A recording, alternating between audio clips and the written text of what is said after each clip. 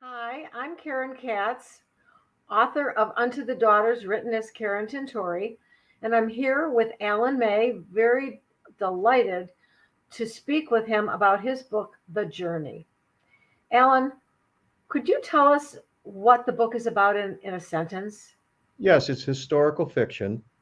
It's a history of World War II, seen through the eyes of two young men who come of age in America, and one is German, who has to go back to Germany, and one is American, and they both get involved with their respective intelligence services and show their feelings about each other, the war in general, and how they get involved in international politics. Have you written other books, and how did you get started on doing this project? I've written four books. One is yet unpublished. The first was about a plot to corrupt the Electoral College, which, although I wrote it some time ago, it's becoming timely now. I'm bringing that out. And the second is also about two young men who are brothers in Saudi Arabia called Sons of Adam. You can say one is good and one is bad, like Cain and Abel, and how they get involved in terrorist plots, one trying to stop the other. As far as this book, I've always been a student of history and a reader of David McCullough, a reader of Winston Churchill, uh, Teddy Roosevelt, uh, Michael Beschloss, William Schweier, who's in the journey. So those would be, shall we say, my historical paradigms. As far as fiction of World War II, there are primarily two. One is deceased, a gentleman by the name of Philip Kerr, who wrote some very good World War II thrillers, all historically precise. A fellow by the name of James Shipman, who I don't think was up to the par of Kerr, but also very good. And as far as the Jewish components and authors that impressed me or whom I've read, certainly Leon Uris comes to mind, particularly with a book called QB7 and, of course, Exodus.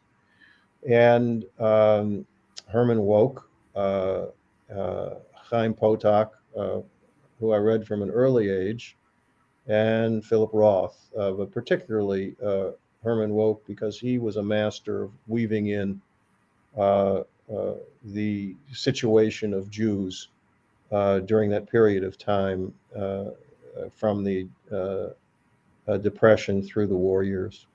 Where do you write? Do you have a ritual? Do you have any kind of quirks about how you get started? And if you have writer's block during the writing of this book, how did you handle that? I don't particularly have any quirks. I start with an outline and I rarely stick to it. And I've discovered that my characters take me over and they go in a certain direction and I can't stop them unless it becomes either boring or counterintuitive or it wrecks the plot. But these characters become very real to me and I follow them. I've never had writer's block. I've come to situations where I'm faced with a conundrum as to which way to go, and the characters don't lead me, and I just let it sit. I don't write in any particular place. Airplanes are good uh, because it's much better than what's showing on TV, uh, and you've got maybe a couple hours of quiet, and I can just type away. I used to write in longhand. I don't anymore. It's not that I'm computer proficient. It's just that if I can get a copy on Word, a lot of corrections will be made for me. So I write on a laptop, and I write every place that I am. Do you find that writing on a laptop goes more quickly? I make fewer mistakes. My hand gets tired when I'm writing. In order to, so that my mind doesn't run away with me, it does go more quickly. And it particularly helps with the edits. I'm not hitting the uppercase when I should be. So by just hitting find and replace, I'm in good shape that way. It's a good Uh, tool. yeah, I'm building the vocabulary of the dictionary on the computer too, and it remembers, so that helps. It takes me longer to edit a page really than to write a page. But when you have the conundrum, do you skip ahead and write something else that you know, or do you just wait for your subconscious to resolve that conundrum? Uh, Usually, I wait until the conundrum is resolved, but there are times when I have a future scene in mind and I like it.